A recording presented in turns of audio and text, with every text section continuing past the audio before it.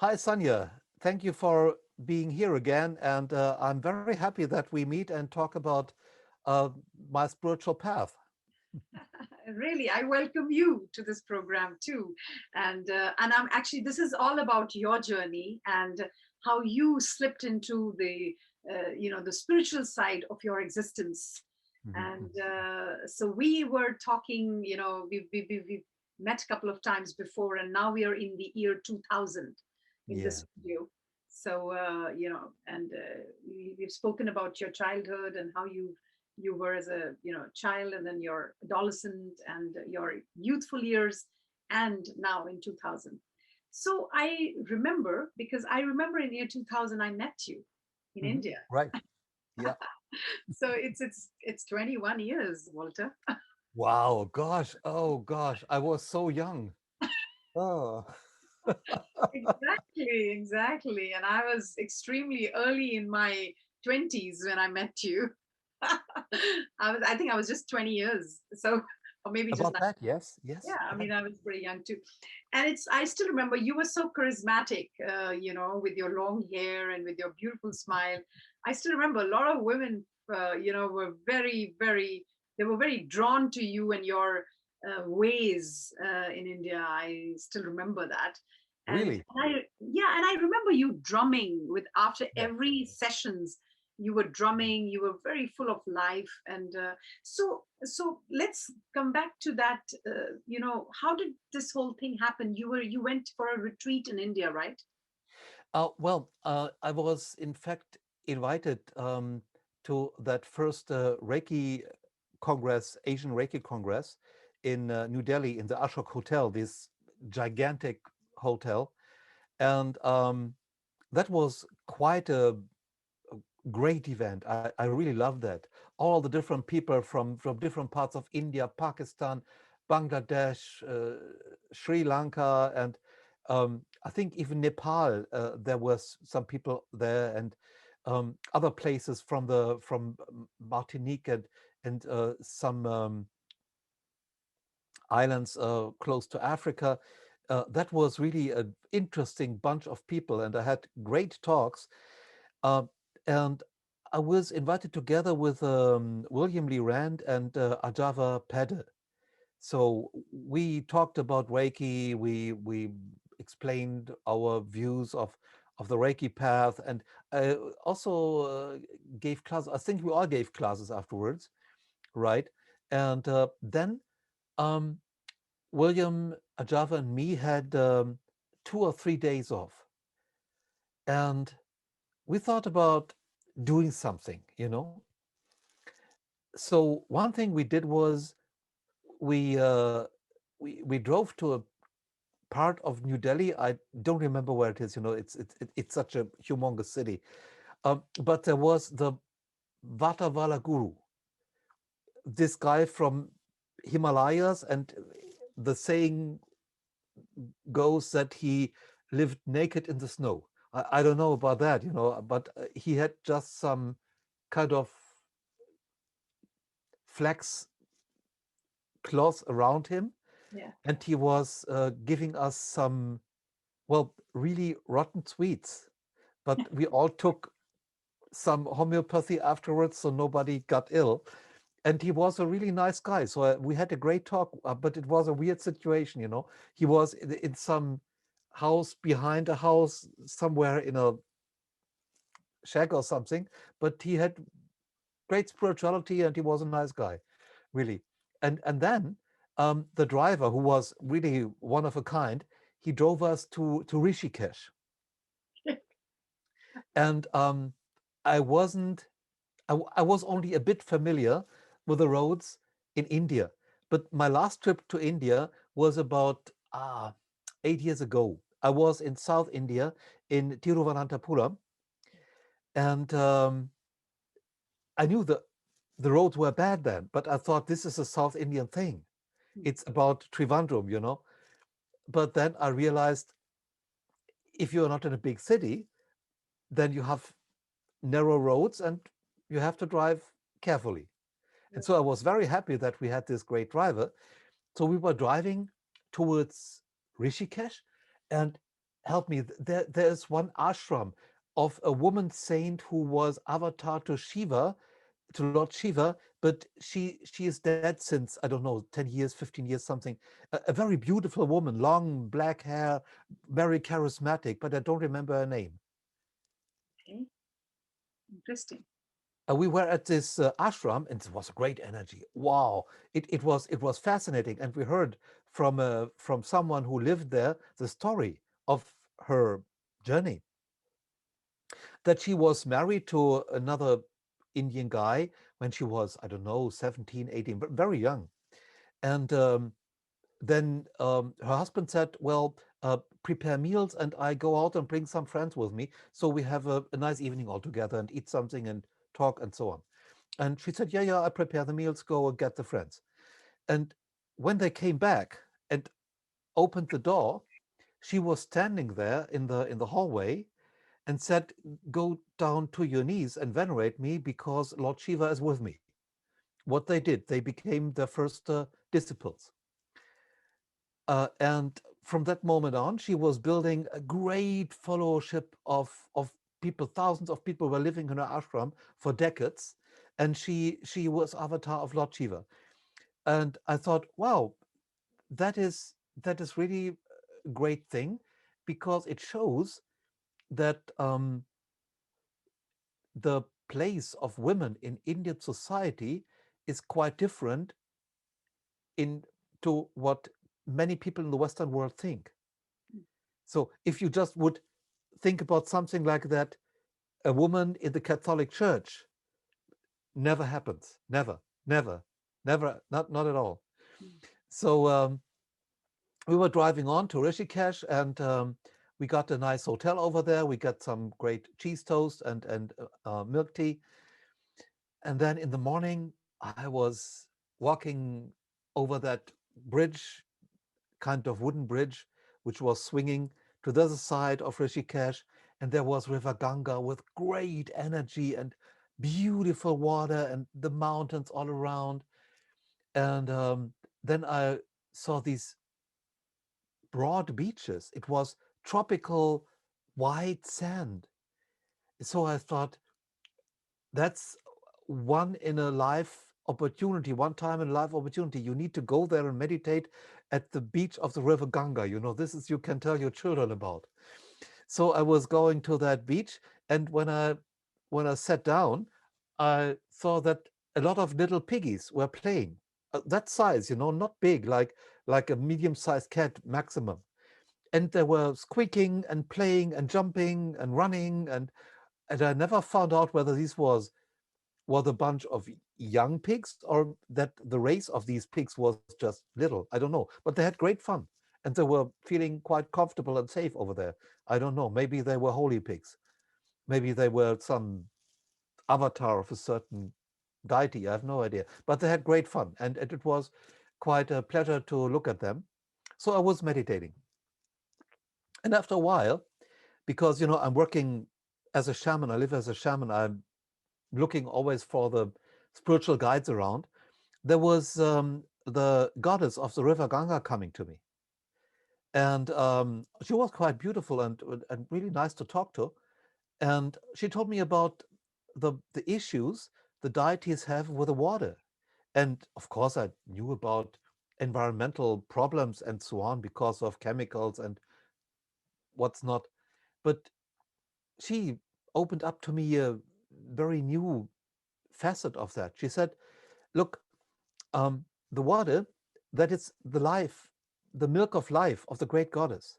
That is the milk of the mother of life. She gives this freely to her children, but even if this milk carries all the important information which you need to receive to intuitively understand what your life is and what the sense of your life is, this only works if water can behave like water.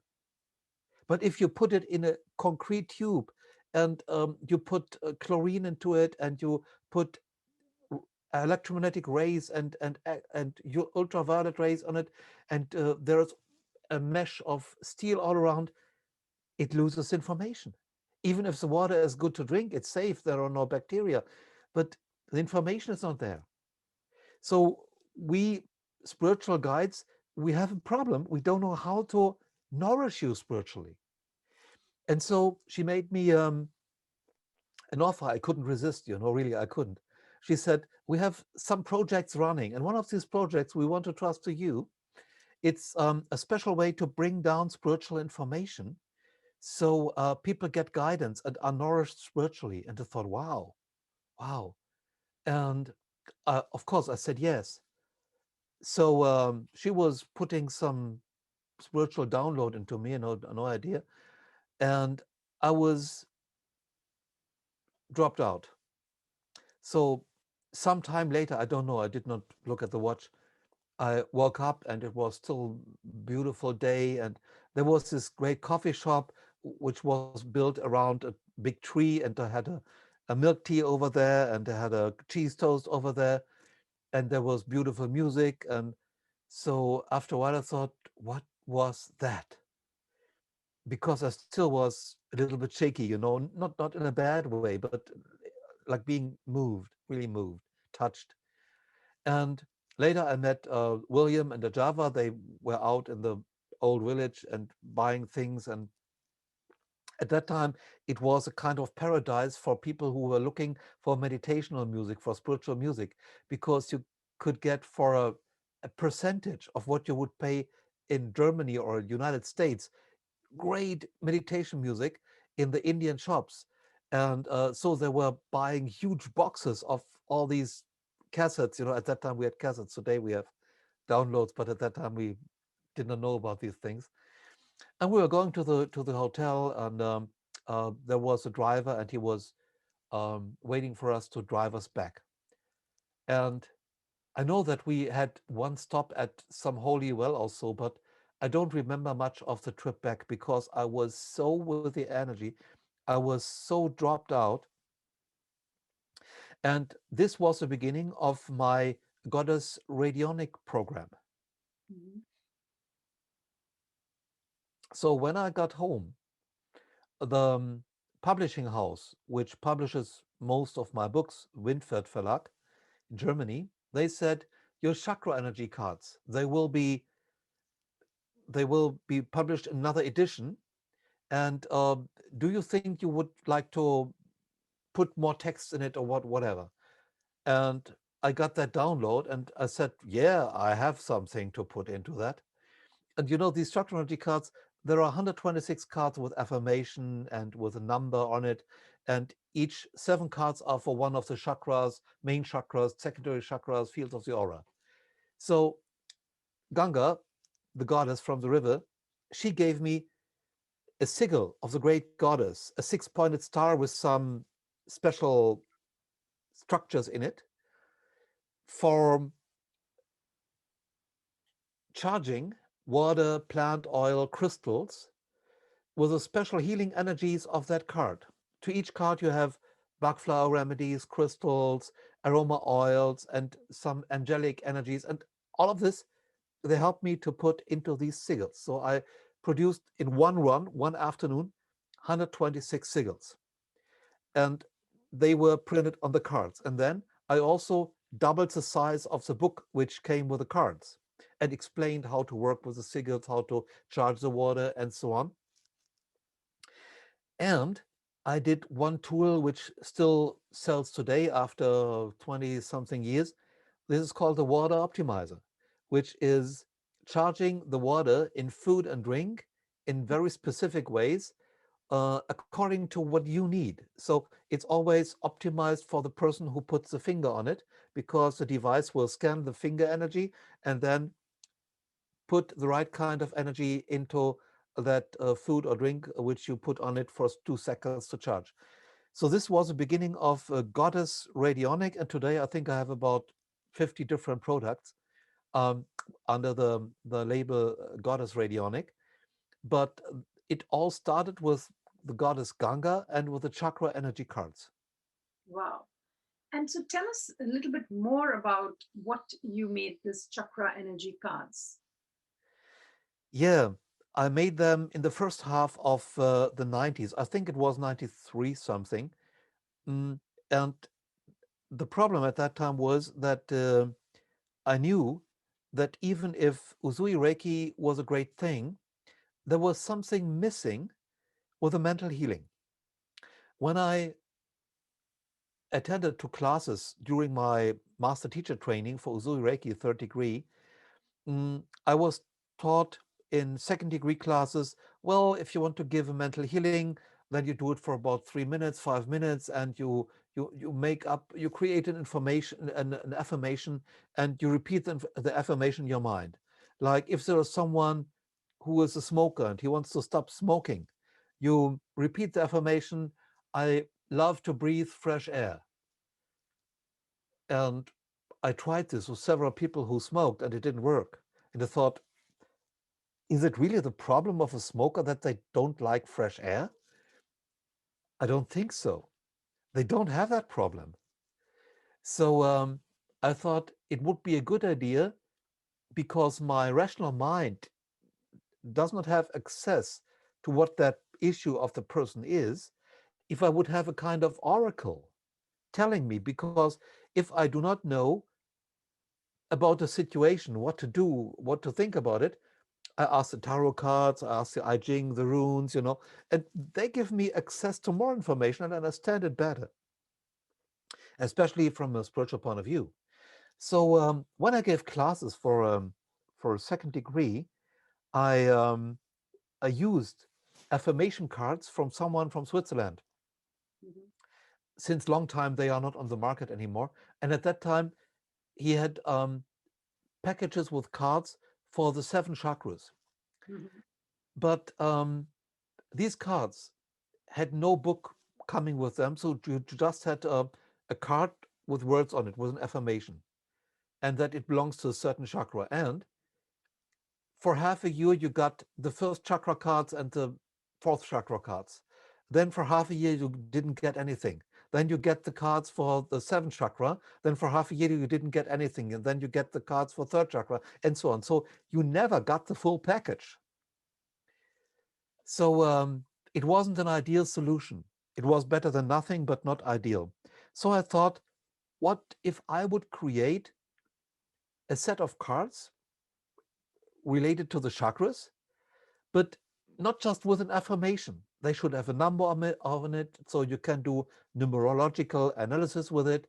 They should be related to a main chakra, secondary chakra, field of the aura, and um, they should have related bug flower remedies, crystals, and aroma oils, because these things were most around. They're not, most people knew something about one or more of them, so they could help themselves directly. When they got a card, they knew, okay, this is the bug flower remedy, this is aroma oil, this is a crystal, and they could use it and do something. Because what always frustrated me was getting a good advice from the oracle, but not knowing what to do to practically make it happen.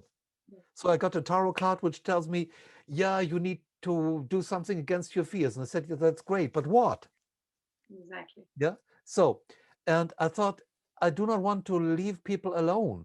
I want to help them that they know something. And well, the bug flowers and the scents and crystals, they are good stuff. They really help people. And additionally, you could use this for the mental healing of second degree. Then I also found some ways to use the affirmation with the first degree. I made a book about that, wrote a comment to each of the cards so people understood the affirmation better and the implications of the affirmation. I uh, wrote a with the first degree, with the second degree, and then it was published and people loved it. Yeah. So even if before the I Ching and the tarot, uh, it became soon the number one oracle because people wanted to have the chakra energy cards. They looked very nice. Winfried Flack did a good job. They made them colorful, and people like to look at them. But it was the year 2000 when I met the river goddess Ganga, Mhm. and this made the cards perfect. So I got these six-pointed stars, the radionic stars with the special grids within to charge water and even to treat directly. So if you wake up a card, if you activate the card and you put one hand over the card and one hand over the chakra of someone, that energy is being transmitted. So you have 126 bundles of healing energy at your hands. You just activate it, you start to do something. You can charge water and you take it like angel essences, like flower essences. You can charge a crystal and wear it around your neck as a talisman. And it really works. You can meditate with the crystals, charge them, and then later, after people started even to buy more of them, Uh-huh. um, I thought about doing a kind of advanced class for people who use the chakra energy cards because there was so much experience being gathered. I used it not only for personality development, but also for helping people to explain their life to them, where they came from, where they were heading to spiritually, about life philosophy, and many more things. And then I got from Mother Ganga the relationship between the 126 chakra energy cards and the Sri Yantra. I Mhm. guess as an Indian, you know what a Sri Yantra is, but maybe that the audience does not know. It's usually 9 different triangles which are uh, drawn within each other. So you have 4 triangles of the great goddess and 5 triangles of the great god, or name them Shiva and Shakti or Parvati and Shiva. And Mother Ganga told me wherever 2 lines were crossing, there is a temple card. And she told me that not at all the lines, but most of the lines, there were also path cards. And I had to do this in one session to mark where in the Sri Yantras different cards are. Uh-huh.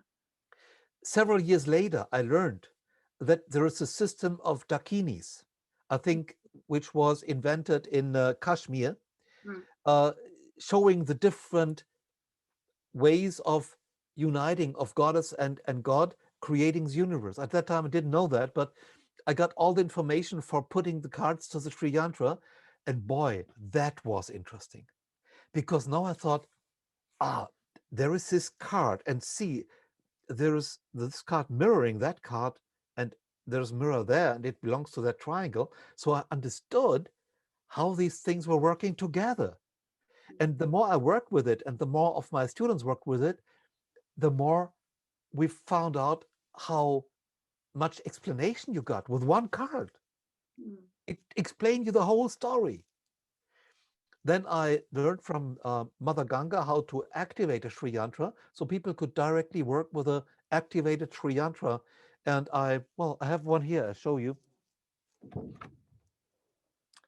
I Mm. made this diagram, and my graphics assistant was doing a poster out of it. Mhm. And I assigned them. You see the golden signing here. Mhm.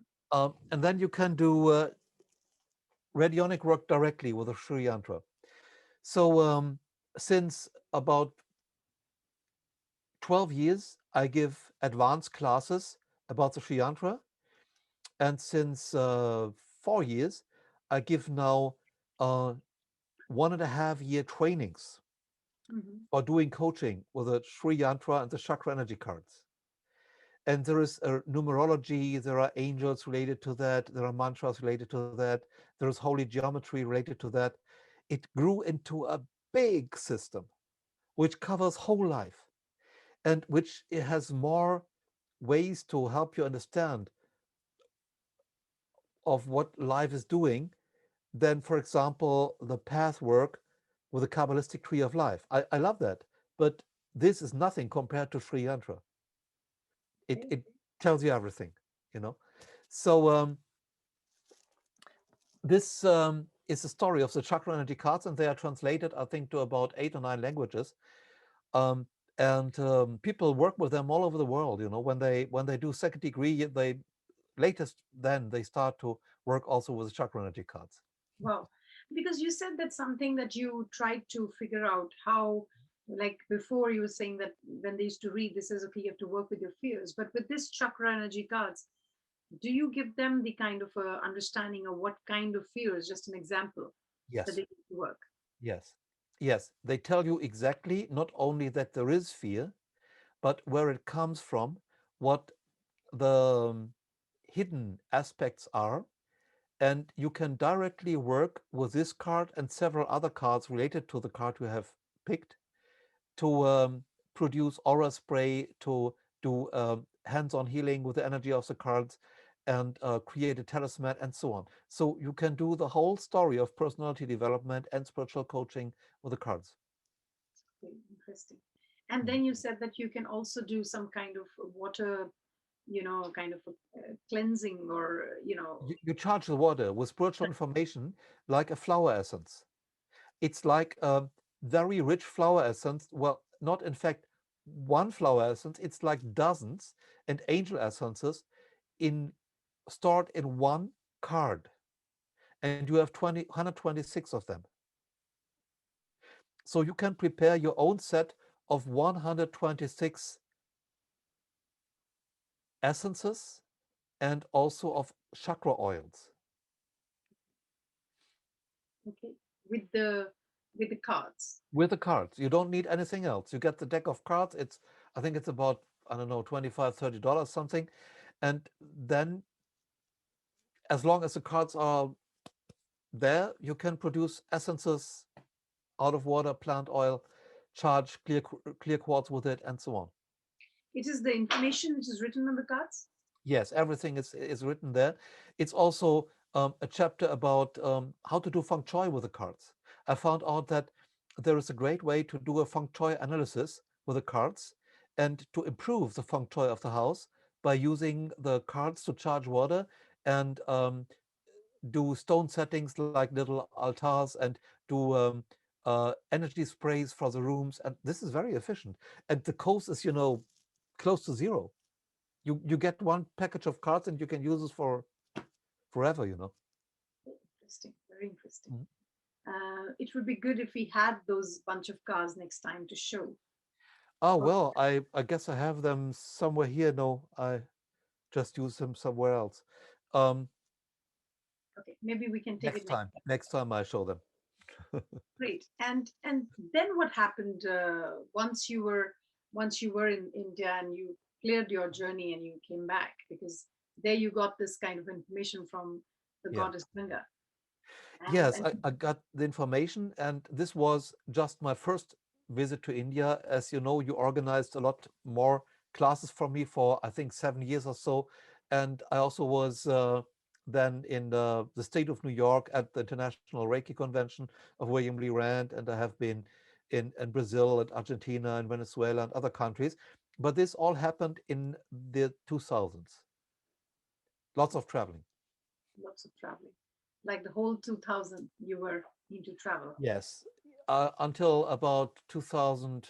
Well, yeah, right before Corona, I was traveling a lot. So the last um, 14 months, I was more at home, you know, without interruption than any time I remember since 40 years. Because also when I was in the industry, I was traveling a lot. It's Right. uh, it's a new life. Oh, thank you, Corona. I understand. It's like totally new possibilities it has created. Yes, yes. But then now when we were in 2000 and what happened then let's just pack up the year 2000 when you went back. So what happened? Well, there were a lot of big transformational situations in the year 2000 because when there was the Y2K New Year's Eve, I was in Hong Kong. I traveled Hong Kong to do research about the origins of Reiki, and they call it in China Ling Chi. It's the same energy, the same ladder, but just a different name. And through my martial arts friends, I had some context which you usually would not get. to um, find people in Hong Kong who do sophisticated qigong and inner martial arts. And boy, they knew a lot about Ling Chi, Reiki, which I had not heard before. Of course, mind you, about Uzui's Reiki because they never heard about Uzui and they did not know that something like this existed in Japan. Slash Reiki from their inner martial arts, from their qigong, and they taught me a lot. And then I was also at a temple that is close to the harbor of Aberdeen, with these restaurant boats. Okay. A, a really powerful Kanon temple. The goddess of infinite mercy and love. Mm. And she she gave me some background to my three rays meditation classes about forgiving. There is a Kanzeya Shinar class, and it's all about heart cleansing and forgiving. And I learned about 89% of what I taught then later during the visit of this temple from the goddess Kanon, Kuan Yin, they say in China.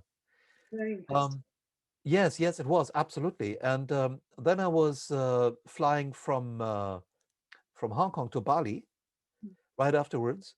And in Bali, you have the purest Hinduism. Yeah. That's very interesting. They do the Hinduism like it was done, let's say, 2000 years ago, something like that.